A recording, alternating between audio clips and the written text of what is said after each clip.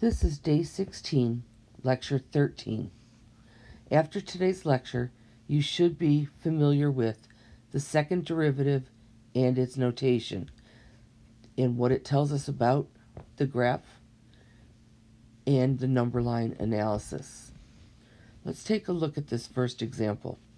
This shows a graph that is decreasing, and then it's increasing. When it changes from decreasing to increasing, I see that we have a minimum. We know that when a graph reaches its minimum, its first derivative is 0. So the first derivative number line would look like this. It would be negative when the graph was decreasing, 0 when it reached a max or a minimum in this case, and then positive when the graph is increasing. Decreasing, first derivative is negative. Increasing, first derivative is positive.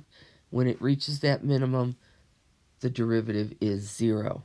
Now the second derivative, and I'm denoting that with a double prime, I notice that this graph is always concave up. Because it's concave up, its second derivative will be positive all the way along.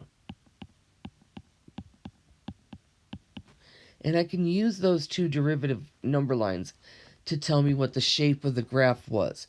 Now, after a while, I will give you equations. You'll be putting them into number lines, and from there, getting the graph. So let's get used to what's happening now.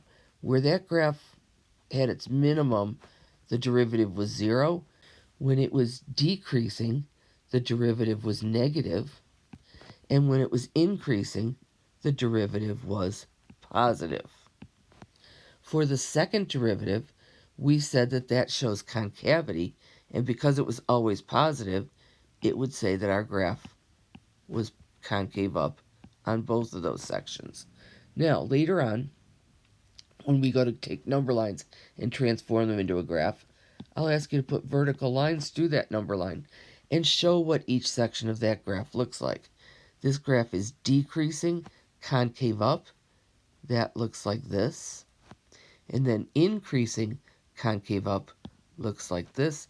And those two pieces are brought together by that minimum point. Let's go to graph 2. This graph I can see is always increasing, so its first derivative will be positive all the way along.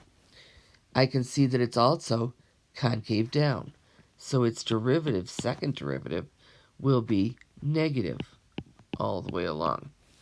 And the graph for increasing, concave down, will look like that.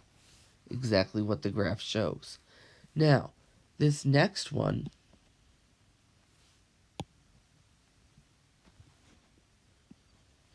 shows a graph that's increasing all the way along, so its first derivative will be positive everywhere,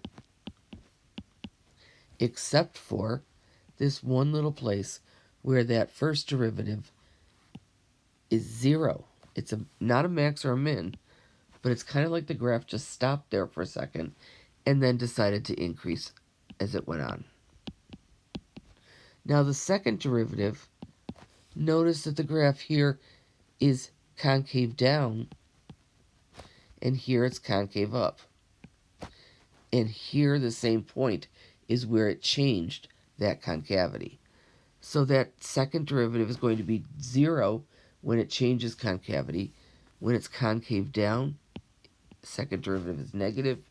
When it's positive, when the graph is concave up. So here our graph is increasing, concave down, increasing, concave up.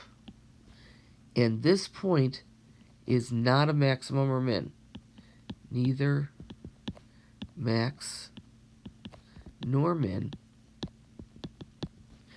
But the second derivative changes concavity, and we call that a point of inflection. And when the point of inflection occurs, that second derivative is negative. will abbreviate point of inflection as POI. This is the end of Day 16, Pre-Class Video Lecture 13.